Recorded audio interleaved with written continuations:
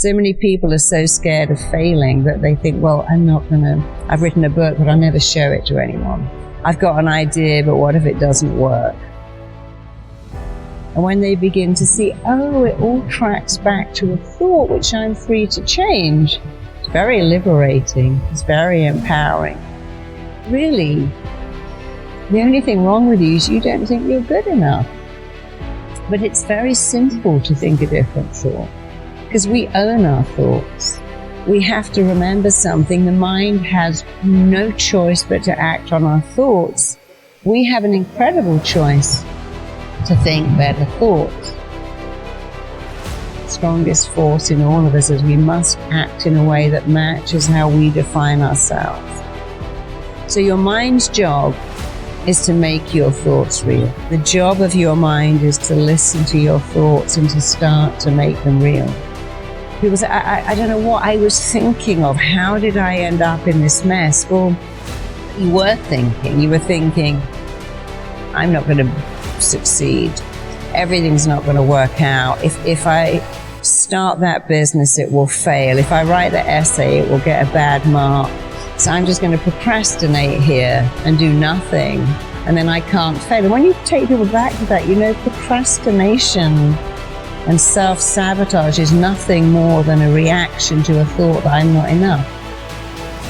My mind believes that everything I tell it must be true, whether it's good or bad, helpful or very hurtful. So we've got to get into the excellent habit of saying, I can do this, I've got this has got my name all over it. No one can do this better than me. If they could, I can still do it my way. Somebody like Eminem, who's a great reference for lost kids, because nobody believed in him, and nobody believed he could be a rapper, but here he is, and he put his anger into rapping, and then they go, oh yeah. But that's the thing, you get to edit your story, upgrade your story, rewrite your story, change your story. Your thoughts are yours to change. You're not your thoughts. Change them. So your life can change like that if you just get into the excellent habit and keep going of dialoguing better with you. You can change like that. Can you change in 21 days? You can change in 21 seconds if you know how. In fact, you can change twice every day, first in the way you think and the second in the way you act. Your life can change immediately when you change your dialogue. And there are many people who told you that, I just stopped saying that. So we all get a choice. Oh, I'm such an idiot, I forgot. I got that wrong. But then even when you get something wrong, what did you learn? A person who never made a mistake, never made anything, your mistakes teach you. So even when you make a mistake, well, I learned something. I learned I'll never do that again. Occasionally when I'm traveling, I go, okay, we've forgotten our chargers. Let's always keep them in our travel bag. Let's always keep them there. When you make a mistake, it usually enhances your education if you learn from it. And that's one of the rules of the mind. Whatever you focus on, you get more of. And you can't be in two lanes, so pick a better lane, go into that better lane, keep telling yourself better things, think better thoughts. And whatever is the missing bit, the emptiness, the needs you didn't get met, take some time and think about what they are, and think about what you wanted here, and then tell yourself those words. I can do it. I've got this. I'm good at this. Because amazingly, there is nothing that will raise your self-esteem like praise, but your own praise is better. So if you said to me, oh, you can speak on stage, you can do that, I go, yeah, but you're just saying that. But if I say it, my mind believes that everything I tell it must be true, whether it's good or bad, helpful or very hurtful. The words you want to hear, what I call the missing bit. What have you been longing to hear? Well, don't give that away, and don't give that up. Start to say it yourself, because it sinks in. Whoever's saying it, it sinks in. But when someone else says it, they might have an agenda. You're great, could you lend me some money? But when you say it, there is no agenda.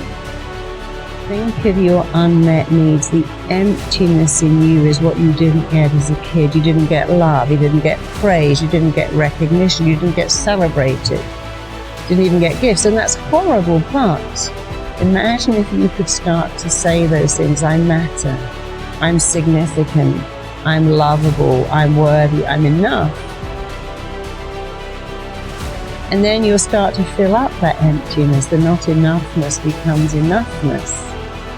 And actually, when you do it yourself, it's way more powerful anyway, because you have no agenda.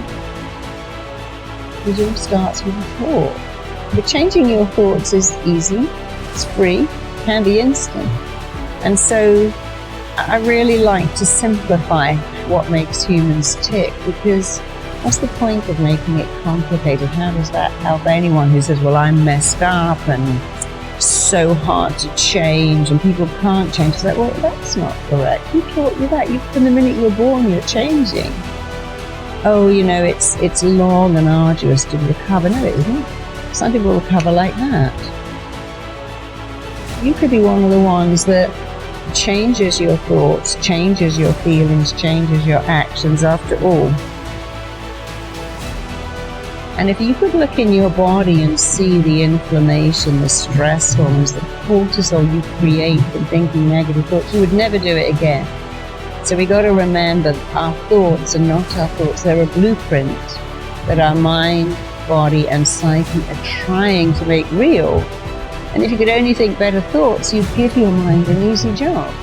Your lovability's got nothing to do with the numbers on the scales, or the numbers in your clothing label, or the numbers on your dresses, or the number of your followers. So we get very consumed by the number. I need to be thinner, taller, smarter, better grades, more followers. And you've got to stop all of that and just believe that you're great, and you can be even greater when you stop defining who you are by what the numbers say. And so we all have a gift, and I think your challenge is find out what you love to do and become brilliant at it. And we've all got something unique that we can do.